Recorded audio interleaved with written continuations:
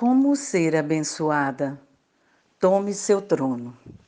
Na semana passada, terminei com esses versículos emocionantes.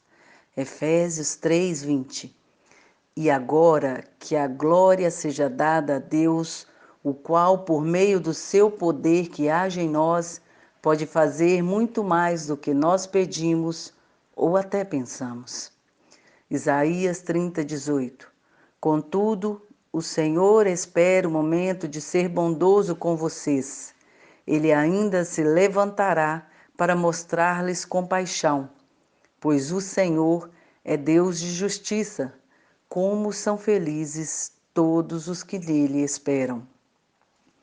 Essa semana eu quero dar-lhes um exemplo perfeito desse princípio encontrado na Bíblia. É a história sobre o rei Davi, que foi ungido rei muito antes de tomar o seu trono.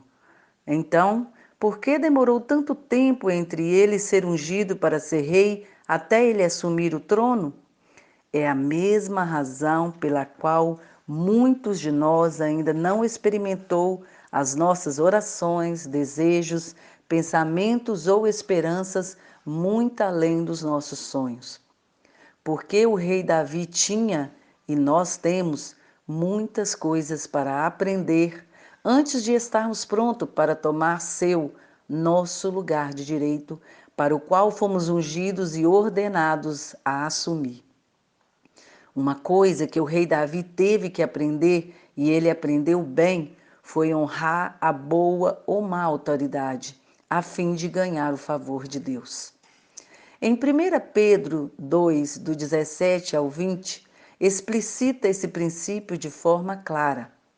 Honrai a todos, amai a fraternidade, temei a Deus, honrai o rei. Vós, servos, sujeitai-vos com todo o temor ao Senhor, não somente ao bom e humano, mas também ao mal, porque é coisa agradável que alguém, por causa da consciência para com Deus, sofra agravos padecendo injustamente. Por que glória será essa se pecando sois esbofeteados e sofreis? Mas se fazendo o bem, sois afligidos e o sofreis, isso é agradável a Deus. Nós sabemos a partir da leitura da Bíblia que o rei na época anterior a Davi, o rei Saul, era mais do que apenas cruel. Ele era cruel e realmente tentou matar Davi. Será que Deus não apenas permitiu que isso acontecesse para o bem de Davi, mas, na verdade, ordenou que isso acontecesse? Em 1 Samuel 16:14 diz: O Espírito do Senhor se retirou de Saul, e um espírito maligno vindo da parte do Senhor o atormentava.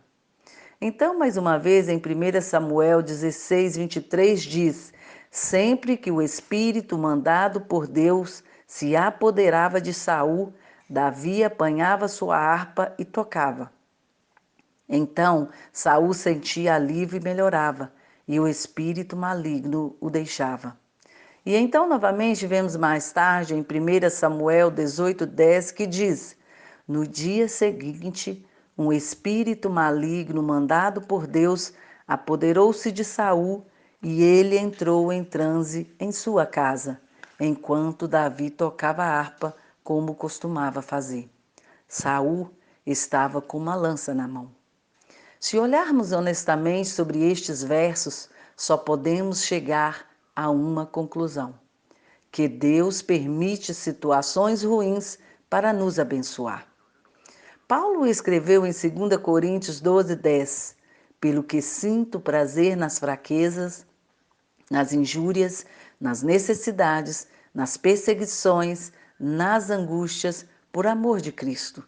Porque quando estou fraco, então sou forte. Sabemos a partir da leitura da Bíblia que Davi finalmente aprendeu esse princípio poderoso. Vamos ler essas passagens para ver como Davi começou a mudar e amadurecer ao longo dos anos que precederam a sua coroação. Em 2 Samuel 16, do 5 ao 13, diz: E chegando o rei Davi a Baurim, Eis que dali saiu um homem da linhagem da casa de Saul, cujo nome era Simei, filho de Gera. E saindo ia amaldiçoando, e apedrejava com pedras a Davi e a todos os servos do rei Davi, ainda que todo o povo e todos os valentes iam à sua direita e à sua esquerda. E amaldiçoando o Simei, assim dizia: Sai, sai, homem de sangue e homem de Belial. O Senhor te deu agora a paga de todo o sangue da casa de Saul, em cujo lugar tens reinado. Já deu o Senhor o reino na mão de Absalão, teu filho, e este agora na tua desgraça, porque és um homem de sangue.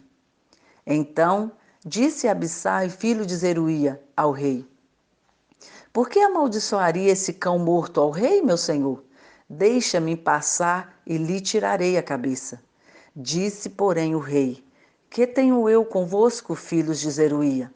Ora, deixai-o amaldiçoar, pois se o Senhor lhe disse: Amaldiçoa a Davi, quem, pois, diria: Por que assim fizestes? Disse mais Davi a Abissai e a todos os seus servos: Eis que meu filho, que descendeu de mim, procura a minha morte. Quanto mais ainda esse filho de Benjamim, deixai-o que amaldiçoe, porque o Senhor lhe disse. Porventura, o Senhor olhará para a minha miséria e o Senhor me pagará com bem a sua maldição desse dia.